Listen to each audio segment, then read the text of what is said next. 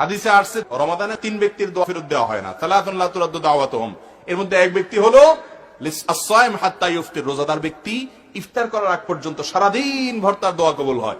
আপনি চলছেন ফিরছেন উঠছেন বসছেন, হাত তোলাও জরুরি না, মনে মনে দোয়া করছেন, দোয়া কবুল হবে।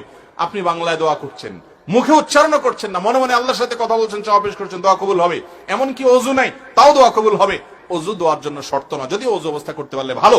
এই জন্য রোজাদার রোজা অবস্থায় ইফতারের আগ পর্যন্ত দোয়া করবেন। আর একটা গুরুত্বপূর্ণ সময় হলো ভোর রাত, যেটা সারা বছরের জন্য গুরুত্বপূর্ণ, কিন্তু রমাদানে এটা সুযোগটা বেশি হয়, সারি খেতে আমরা উঠি। অতএব এই টাইমে বিশেষভাবে আল্লাহর কাছে কি করা উচিত? দোয়া করা উচিত। রমাদানে বেশিরভাগ মানুষের দোয়া হয় না ভাই। দোয়া না করলে কিসের রমজান? দোয়াটাই তো ইবাদতের মূল। অতএব রমাদানে আপনার প্রতিদিন না হইলেও 15-20 মিনিট আপনি আল্লাহর সঙ্গে একান্তে কথা বলবেন, তাহলে ইনশাআল্লাহ রমাদান শেষে মাপ পাবেন। আপনি দরখাস্তই করলেন না, জমা দিলেন না, অ্যাপ্লিকেশনই করলেন না, কিভাবে মাপের আশা করেন? মাপের আশা করলে দরখাস্ত জমা দিতে হবে না? তো দোয়াই করলেন না আপনি, কিভাবে মাপ আশা হবে?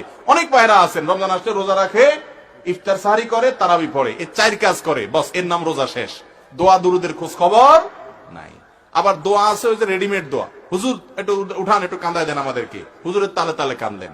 রেডিমেড দোয়া আছে বাবা, রেডিমেড দোয়া না, নিজের দোয়া নিজে আল্লাহর কাছে পেশ করেন।